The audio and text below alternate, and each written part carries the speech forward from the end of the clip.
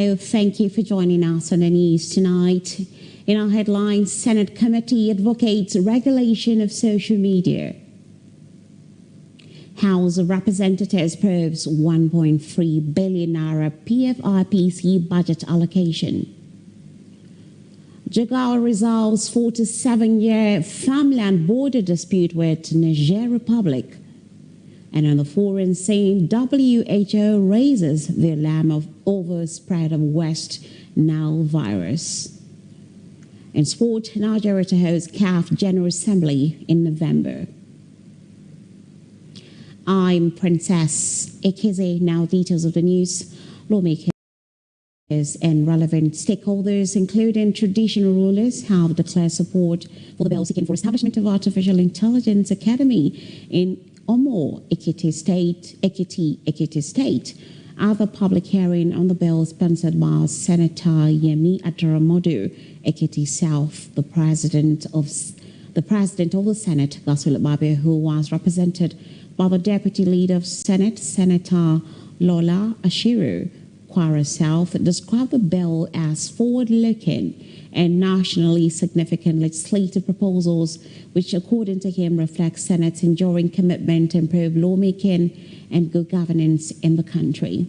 He specifically declared that the bill seeking to mandate social media platforms operating within Nigeria to establish physical offices is not intended to stifle the platforms in any way.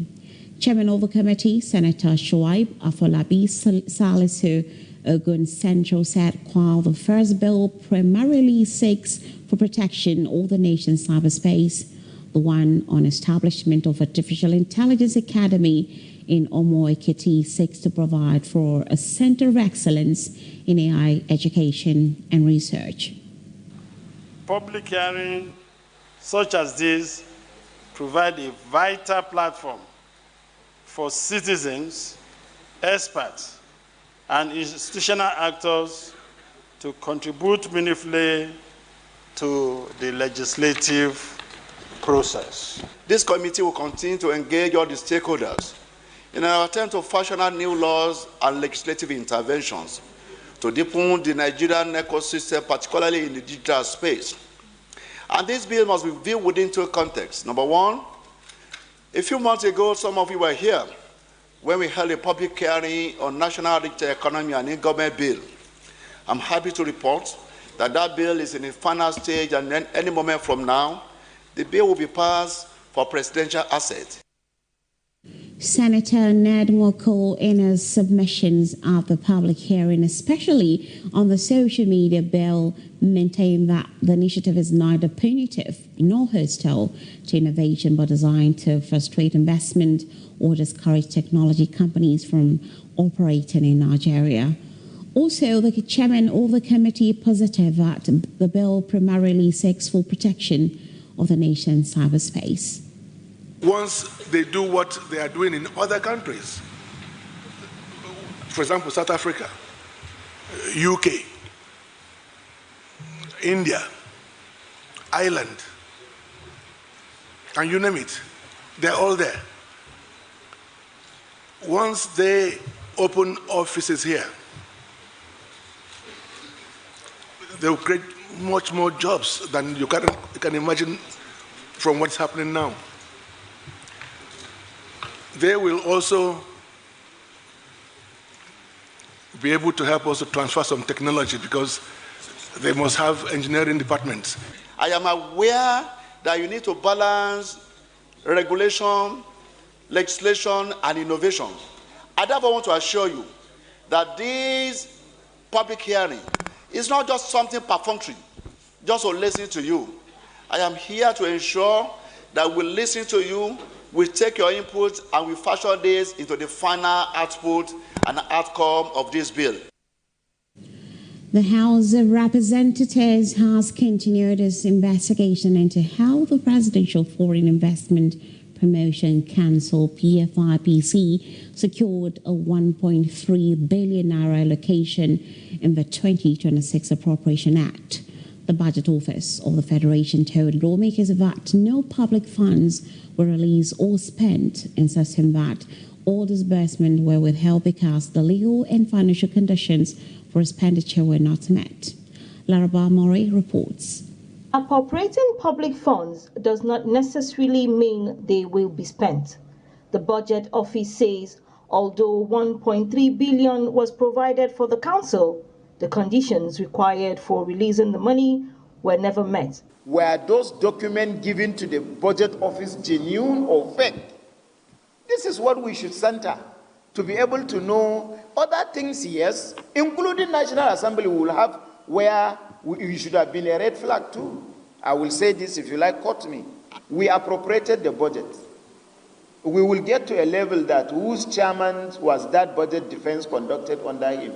Is it the practice that agencies on their own could write to the Budget Office of the Federation requesting specific inputs in the budget, especially as it has to do with their personnel costs? For the committee, however, the issue goes beyond whether money was spent. Lawmakers are seeking to establish how the council found its way into the 2026 Appropriation Act, whether due process was followed, and if there were institutional lapses that allowed the budgetary provision. The council did not enter the 2026 budget merely because it asked for funds.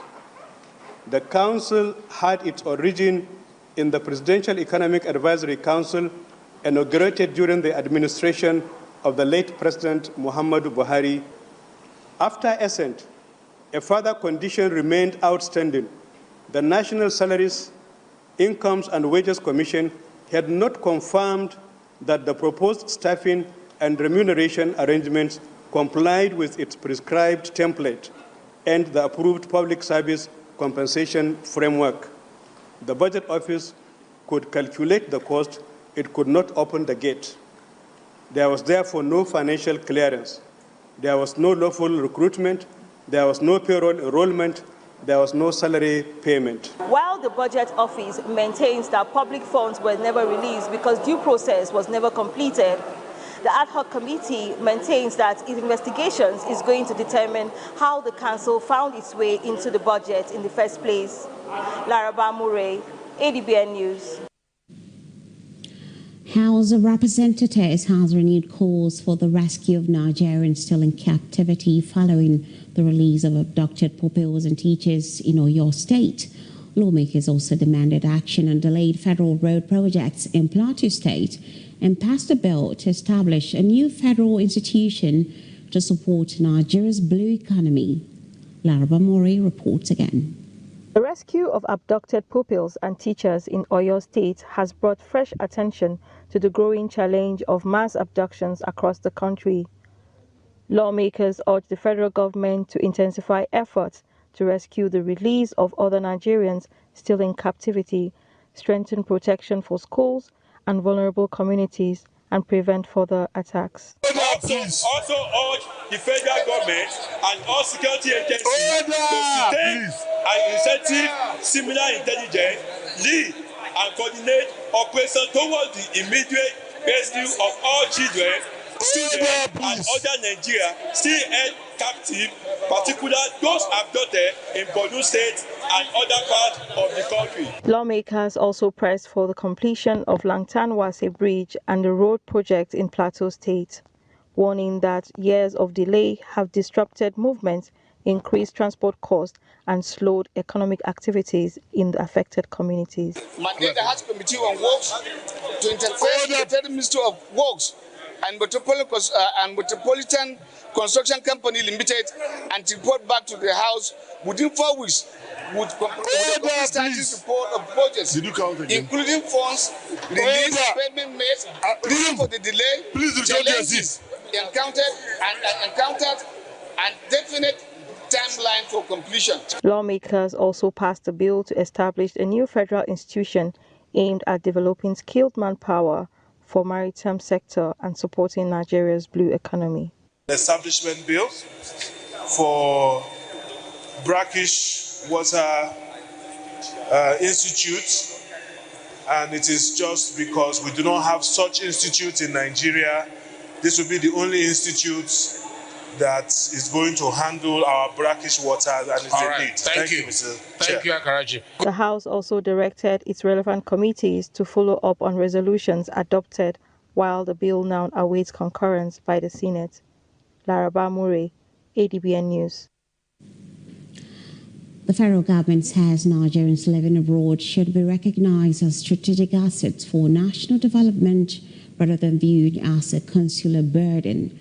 Minister of State for Foreign Affairs Ambassador Shola Enikonlaye made the call while receiving the chairman of the Nigerians and Diaspora Commission, NIDCOM, Abike Dabiri Erewa in Abuja. He commended the contributions of Nigerians in the diaspora and reaffirmed the ministry's commitment to working with NIDCOM under President Bola Tinubu's 4Ds foreign policy agenda. Dabiri welcomed the renewed collaboration, highlighting NIDCOM's achievements while identifying inadequate funding and the lack of a permanent office as major challenges facing the Commission.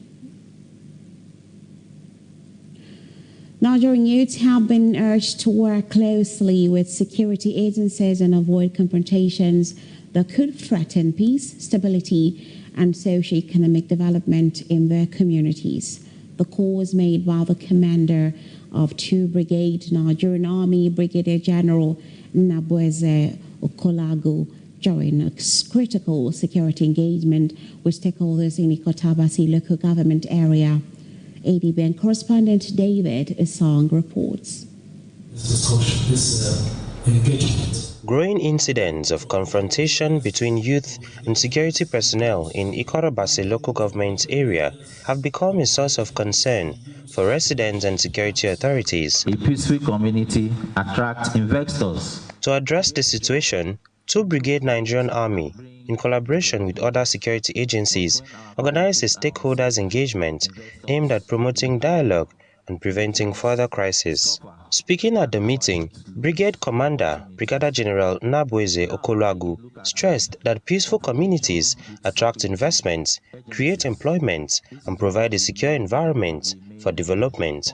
Communities that support security agencies often enjoy better stability, stronger investor confidence, and greater development opportunities. Let us remember that security is the foundation upon which development is built. No serious investor must bring money into a community that is unsafe. Representatives of various security agencies also encouraged residents to remain law-abiding, shun criminal activities, and strengthen collaboration with security agencies and community leaders. Criminals no longer only operate on streets. They now use Facebook, WhatsApp, TikTok, Telegram, and X to commit crime. Before you state anything out there, try and investigate. Try to ensure what you are trying to put out there is true. Because if you mislead the people and you create panic, some persons may have experienced attack before they run down to this place. We need to go to the schools. We need to go to the parks. Very soon elections will come. Politicians will also give drugs to the thugs to go and snatch ballot boxes. In their remarks, community leaders pledged to intensify efforts at mentoring young people against violence, drug abuse, and other forms of criminality. We are here to listen to you. We are here to take your advice, and we promise you whatever thing that is being discussed here, we will implement it and carry it to the letter. It has to do with the structures of government. We have a chairman, we have councillors, we have all these people. What do you do in your villages? Because first time, it's our own security. It's not that of the security agencies, it's our own security. According to the Nigerian Army, the stakeholders' engagement is aimed at fostering interagency collaboration, civil society and community relation, which will promote socio-economic activities in Akwa Ibom State.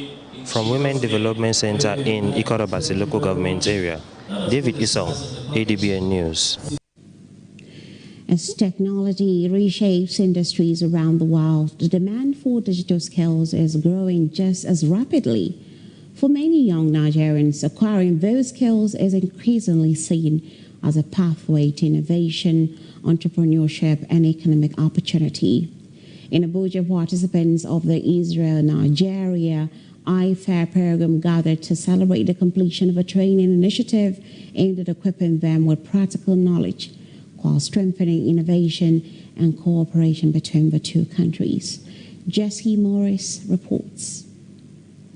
The future of work is increasingly digital. Across sectors, employers are looking beyond academic qualifications to practical skills that can drive innovation and solve real-world challenges. That changing landscape is creating new opportunities for young Nigerians willing to embrace technology and entrepreneurship. The Israel-Nigeria iFair program is one initiative seeking to bridge that gap, bringing participants together for training designed to expose them to innovation, collaboration, and practical problem solving. These young people who refuse to accept that today's challenges cannot be solved. The certificate you will receive soon is not your greatest achievement. Your greatest achievement is having had the courage to take an idea and turn it into something real. Innovation is not the responsibility of one institution alone. Building an innovation-driven economy requires collaboration, long-term commitment, and shared purpose. The Executive Secretary of TED Fund said developing human capital remains central to Nigeria's future, stressing that investment in knowledge, research, and innovation will continue to play a vital role in national development. I believe the time is now for us to begin to harness those talents, to take advantage of these young people with great ideas, with solutions, and great pathways for them to take our economy by the front as it were, because many other countries have achieved greatness, which is through the talents of these people. No country has the wealth and time and youth that represent future opportunities that we do. And that's why we have to have the ability to craft our future, and that's only possible when we can have collaborators who are not just going to sell us technology or hand us a bunch of dollars, but are actually going to share their knowledge with us. For the graduates, the ceremony represented more than the presentation of certificates. It marked the beginning of a journey to apply new ideas, build businesses, create solutions, and contribute to Nigeria's innovation ecosystem. Jesse Morris, Adbn News. Kaduna State government has unveiled its 2025-2026 annual school census and out-of-school children mapping report to strengthen education planning and return 187,719 out-of-school children to classrooms. Deputy Governor Hadiza Sabwa Balarabe said the report will support school planning, teacher deployment, and targeted interventions, revealing the poverty accounts for more than 91% of out-of-school cases, adding that the state has allocated 25% of its 2026 budget to education. Development partners, including Save the Children, UNICEF, and the National Commission for Almajiri and out-of-school children education, urge sustained collaboration to translate the findings into practical policies, improve infrastructure, and inclusive education for every child. Nassau State Governor Engineer Abdullahi Saleh has rewarded players and officials of Nassau Amazons with 25 million naira from the state government, while the club's management received 15 million naira following the team's triumph in the Nigerian Federation Cup. The governor also announced personal cash gifts of $1,000 each to the tournament's best player and best goalkeeper, $500 each to the remaining players, and pledged improved welfare, including a new camp and better logistics for the team. ADBN's correspondent Mary. Receiving the Federation trophy at the Government House, Lafia, Governor Abdullahi Sule praised the players for making Nasarawa State proud, describing sports as a unifying force that transcends ethnic and religious differences. He assured the team of continued government support through improved accommodation, logistics, and the provision of a team bus. And I thank you, and I thank you, and I thank you for making Nasarawa proud. I always tell you that you are also pride of Nasarawa State, but you guys do everything you can, to make sure you make Nasarawa State proud. Commissioner for Youth and Sports Development, Kwanta Yakubu, and Chairperson of Nasarawa Amazons, Hajia Husseina Nagugu, said the governor's sustained investment in sports was responsible for the team's success. Amazon enjoys so much support, and I want to tell you, Your Excellency, all this success story is a function of the support, rapid response by His Excellency. There is no time that will come with a request for Amazon, Nasarawa United, and Eugene twice. For giving us the time and courage and patience to reach where we are today. We are really grateful on behalf of this team. So I'm really happy. I'm the most happiest person today. Team captain, speaking on behalf of the players, appreciated the governor's encouragement and promised to bring more laurels to the state. Loving Governor, His Excellency Engineer Sule, for his unwavering financial support, belief and words of encouragement to our darling team. Thank you for making this season memorable. After presenting the trophy to the governor of Nasarawa State, the ceremony recognizes the team's remarkable achievements and the state government's support to sports development. Mary Ujiji, ADBN News.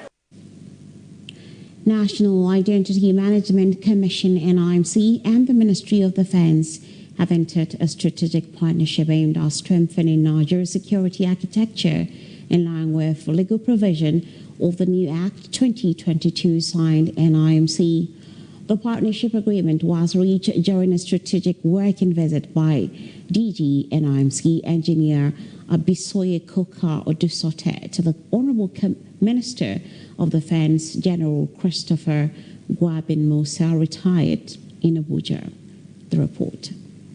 The visit by NIMC to the Defense Ministry in Abuja featured discussions centered on the critical role of trusted digital identity in enhancing identity verification, strengthening security in supporting defense operations, and improving interagency collaboration. For us in the security industry, data is critical.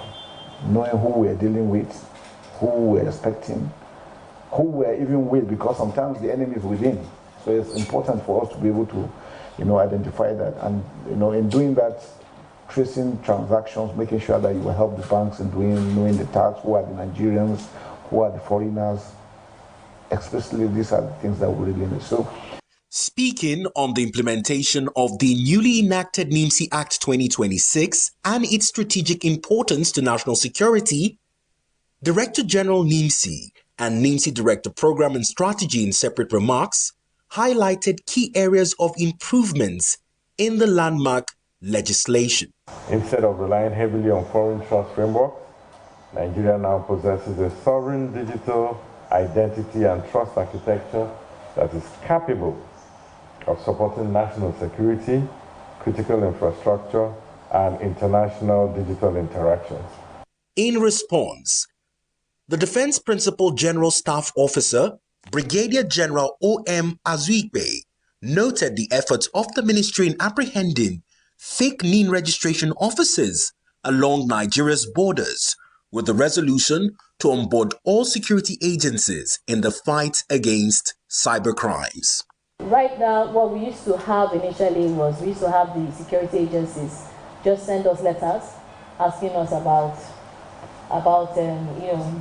identity. Can you help us identify this person? So majority of them have been integrated. I think that we've only got 2 left outstanding for us to integrate.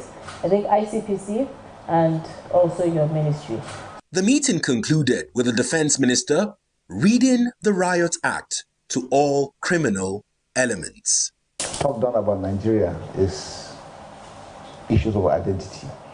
They have this general belief that when you come to Nigeria, you can disappear and do everything. But now this has shown that there is no hiding place. So the message is for all the criminals too. And I want to tell that, look, it's gone. Nigeria is a new page, and we're really very proud of that. The strategic working visit here in Abuja concluded with a proposal to set up a technical working group on addressing the interoperability of data sharing among security agencies to enhance crime fighting. From the nation's capital, Bito Brian, Adbn News. Well, in other reports, Nigerian army has arrested 5 suspected kidnappers and recovered weapons during an intelligence-led operation in Jegalari village, Fune local government area of Yobe State.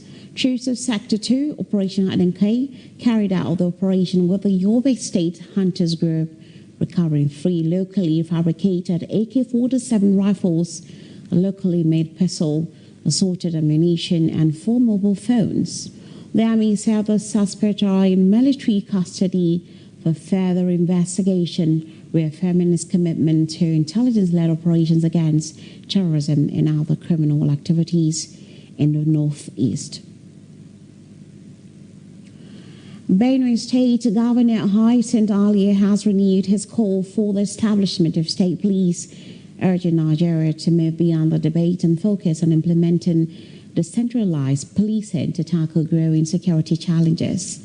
The governor made the call while hosting the Inspector General Police Olatunji Diso in Makurdi during an operational assessment and security town hall meeting.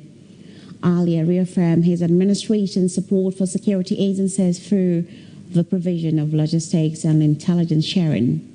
The IJP called for stronger collaboration among security agencies and local communities to address insecurity, particularly the farmer-herder crisis, while the tortive Professor James Ayase identified herdsmen attacks, cultism, border disputes, and criminal activities as key drivers of violence in the state.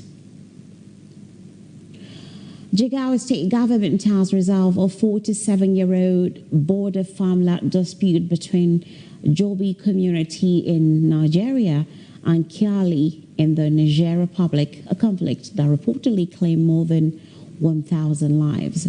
As part of the peace agreement, the state allocated alternative farmlands to 74 affected farmers, provided additional land for 30 others, and approved the conversion of part of the Danmaka Forest Reserve into farmland as compensation. Federal government commended Governor Umar Namadi for promoting peaceful coexistence, describing the resolution as a major step towards strengthening peace, food security, and stability in border communities.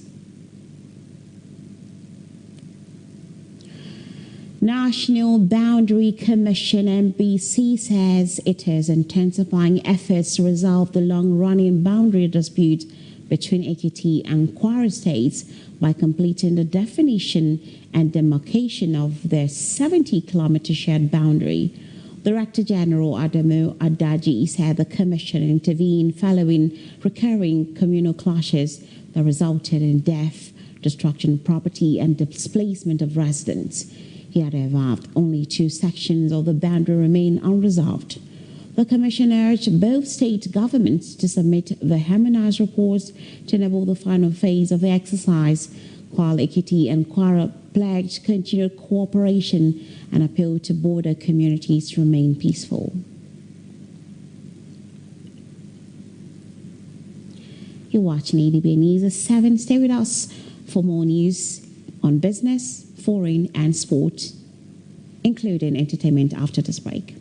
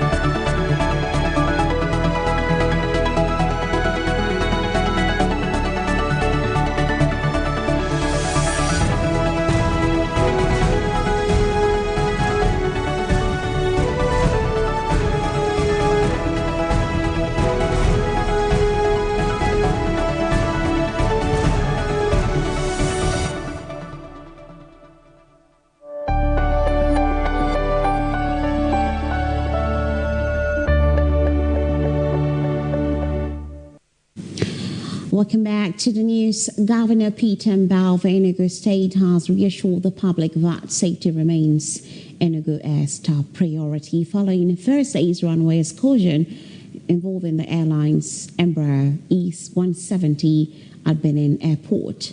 He expressed sympathy for the 63 passengers and 5 crew members. Thank God that no lives were lost or injuries reported, and pledged the airlines for cooperation with the ongoing investigation by the Nigerian Safety Investigation Bureau, NSIB. Governor Mbao stressed that Enugu Air operates under strict safety standards that exceed industry benchmarks and reaffirmed the government's commitment to safe, professional, and reliable air travel. He also thanked Nigerians for their solidarity and continued confidence in the airline despite the incident.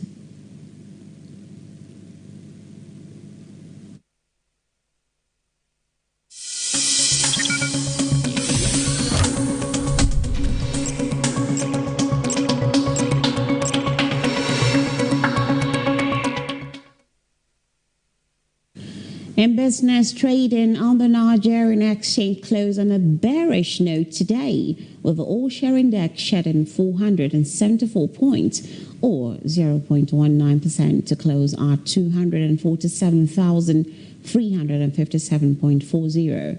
Market capitalization declined by 305.82 billion naira to 159.59 trillion naira. Despite the decline, market breadth remained positive, with 35 gainers, 28 losers, and 83 unchanged stocks, indicating selective buying by investors.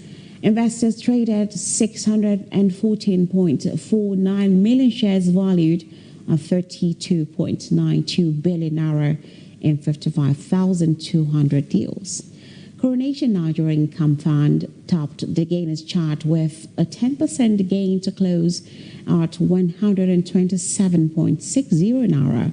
CNI Leasing PLC advanced 9.48% to 6.35 naira, while Cornerstone Insurance PLC gained 9.09% to close at 6 naira. On the losers table, Presco PLC shed 10% to close at 2,070 naira. Thomas White Nigeria PLC declined at 9.93% to 3.63 naira, while Trans Nationwide Express PLC fell 8.44% to close at 2 naira.82. Access Holdings PLC was the most actively traded stock by volume, with 128.01 million shares exchanged, while Aradel Holdings PLC recorded the highest value of trades. In our report, market women across Edo State have declared their support for President Bola Tinubu's re-election bid in 2027, while reaffirming their confidence in Governor Monday Okpebholo's administration. The endorsement was made during a courtesy visit by market leaders to the coordinator office of the First Lady, Mrs. Edesili Okpebholo Anani, at Government House, Benin City. Speaking during the meeting, Mrs. Anani described market women as critical partners in the socio-economic development of the state, assuring them of the government's continued commitment to improving market infrastructure, strengthening security, and creating a more business-friendly environment. Let us work in synergy. Let us work together. For any problem you have in the market, because the governor has appointed a special advisor on market issues, you direct your problem to the special advisor that has to do with the market in the state.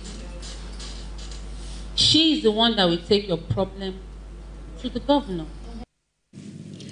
Special advisor to the governor on market, Ms. Julian Ikara, formally announced the endorsement, saying the decision was driven by what she described as the visible achievements of President Tinubu and Governor Okpebholo. She noted that the One Market, One Voice, One Movement initiative reflects the collective resolve of traders across Edo State to support the continued progress of the state and the All Progressive Congress. One of those, briefly, I will say, is to thank you for the empowerment that has been going on in different markets. You recall with me Oba market that was burnt. With your leadership, the market has been rebuilt.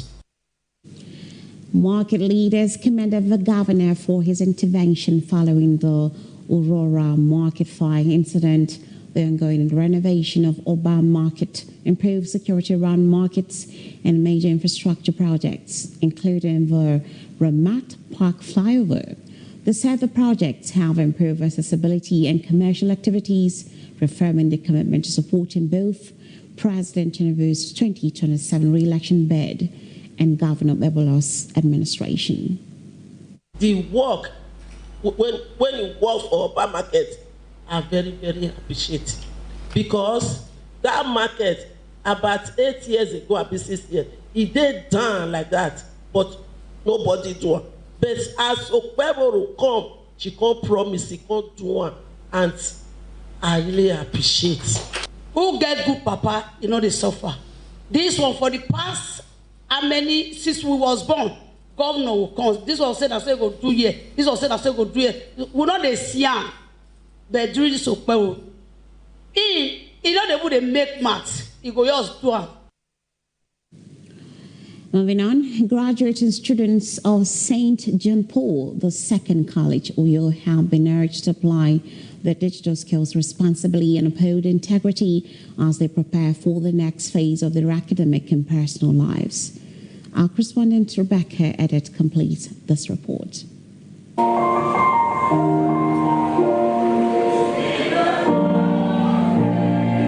It was a celebration of academic excellence, discipline and achievement as St. John Paul II College formally graduated another set of students with a strong charge on integrity and responsible use of digital skills. The charge was given by the Akwa Ibom State Commissioner for Education, Professor Ubong Esienu-Moore. And we believe that as you direct the digital future of Nigeria, the digital future of Africa, you'll be able to direct it on the grounds of integrity. The event featured brief remarks from the graduating students who expressed joy and gratitude to God, their parents, teachers, and the school management. I would love to thank God for this journey, and also I would love to thank Her Excellency. God bless you. I want to thank my mom. She has been a very beautiful, she's the most amazing person. A major highlight of the ceremony was the presentation of certificate and farewell packages to the graduating students by the wife of the Senate President, Her Excellency Dr. Mrs. Unoma Apabio. In a show of appreciation, the graduating students presented a special gift to the Chief Executive Officer of St. John Paul II College, Her Excellency Dr. Mrs. Unoma Apabio.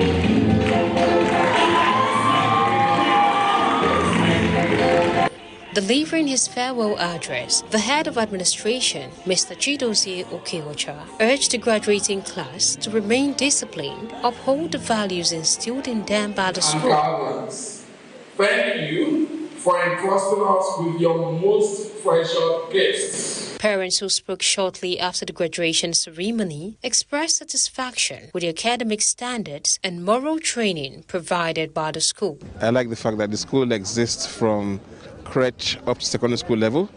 It's quite exciting. It's very emotional for me.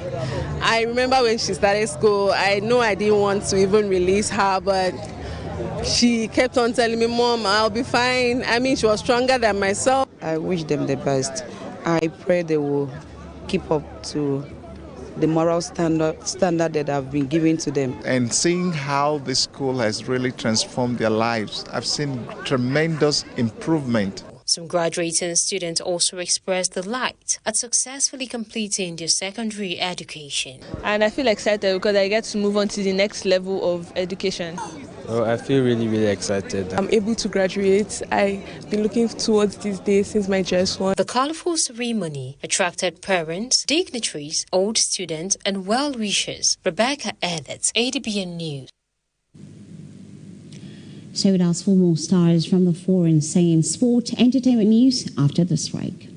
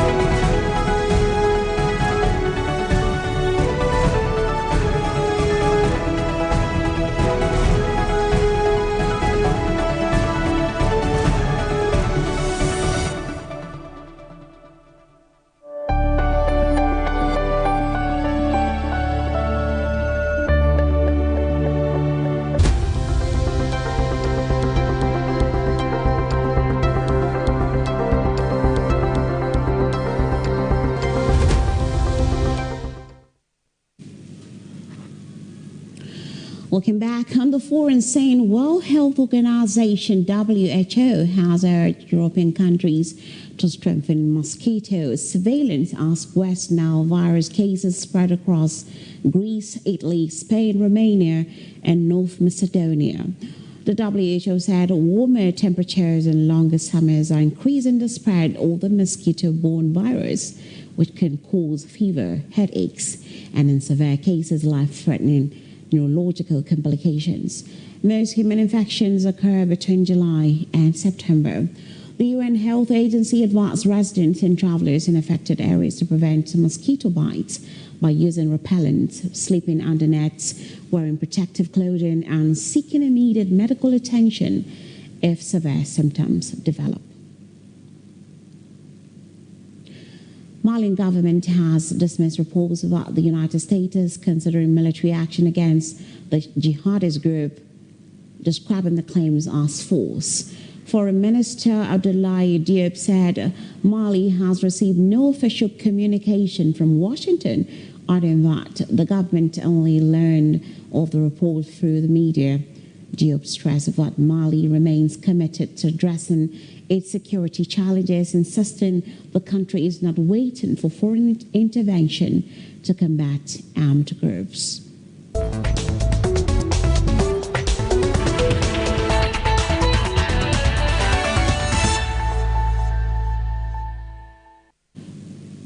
In sport, Nigeria will host the 48th Confederation of African Football CAF Ordinary General Assembly in Abuja on November 21, bringing together Football Association presidents and representatives from CAF's 54 member nations. The CAF president, Patrice Motsepe, announced the decision in Johannesburg, describing Nigeria as a proud football nation and commending the country's role in the growth of African football. Motsepe also expressed disappointment over Nigeria's absence from the 2026 FIFA World Cup, saying the tournament feels incomplete without the Super Eagles, who failed to qualify for a second consecutive edition. The annual assembly is CAF's highest decision-making meeting, where key issues on governance, competitions, and the future of the game are discussed. Nigeria's Roland Ezurike has won the country's first medal in para-powerlifting at the ongoing Glasgow 2026 Commonwealth Games, claiming a silver medal in the men's lightweight competition on Friday. Ezurike delivered an impressive performance in the fiercely contested event, competing in the 50.8 kilogram bodyweight category. The experienced Nigerian successfully lifted 178 kilograms on his opening attempt before increasing the weight to 185 kg on his second lift. With confidence and determination, he completed a successful 190 kg lift on his final attempt to finish with 153.9 points, securing the silver medal after a closely fought contest. England's Mark Swan claimed the gold medal after producing a remarkable best lift of 232 kg, edging Ezurike despite both athletes finishing with 153.9 points. Swan secured the top spot based on the competition's tie-breaking rules. Pep Guardiola has turned down the chance to coach the Italian national side. Earlier this week, Italian Football Federation President Giovanni Malago said talks had been held with Guardiola, who left Manchester City this summer after 10 years, and that exceptions could be made for his salary. On Thursday, FIGC Technical Director Paolo Maldini said Italy first approached the former player Carlo Ancelotti, who is currently in charge of Brazil. Ancelotti has agreed to stay in post, and now Guardiola has informed the FIGC he intends to continue with its plan to take a break from the game, which will allow him to rest, spend more time with his family, and travel. The Jurgen Klopp has been appointed head coach of the Germany national football team, with the former Liverpool manager tasked with rebuilding the four-time world champions. The German Football Association confirmed the appointment on Friday after weeks of speculation. Klopp has signed a contract that will keep him in charge through to 2030 FIFA World Cup, which will be co-hosted by Spain, Portugal, and Morocco, with 3 centenary matches to be staged in South America. The 59-year-old had previously expressed his desire to take on the role following the resignation of Julian Nagelsmann earlier this month. Nagelsmann stepped down after Germany's disappointing exit in the round of 32 at the hands of Paraguay, marking the nation's 3rd consecutive early World Cup elimination since lifting the trophy in 2014. Esther Nwogu has delivered Nigeria's first gold medal of the 2026 Commonwealth Games, winning the women's lightweight powerlifting title with a games record performance. Nwogu broke the games record with her opening lift of 118 kg before raising it to 123 kg on her second attempt. The lift earned her 119 points and the gold medal. Esther Onyema completed a Nigerian 1-2, taking silver with a best lift of 125 kg and 115.5 points. England's Olivia Broom won bronze after lifting 119 kg for 106.6 points.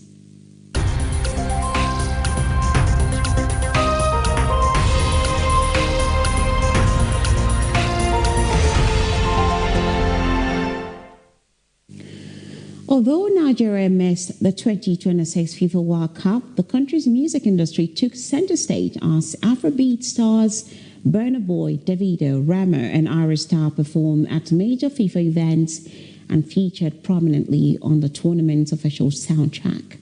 Burna Boy headlined the opening ceremony and the first ever FIFA World Cup halftime show alongside Shakira, while Davido performed at FIFA's Countdown concert. Rema and Irish Star also featured on the official World Cup album, helping showcase Nigerian music to a global audience. The performances reinforced Afrobeat's growing global influence, with the artist using the tournament to promote Nigerian culture and creativity despite the Super Eagles' failure to qualify. Lastly, on our news tonight, American R&B singer Chris Brown has pleaded guilty to public order offense over an alleged nightclub brawl in London in 2023. Brown admitted to the affray charge at Southwark Crown Court, while prosecutors said other charges including attempted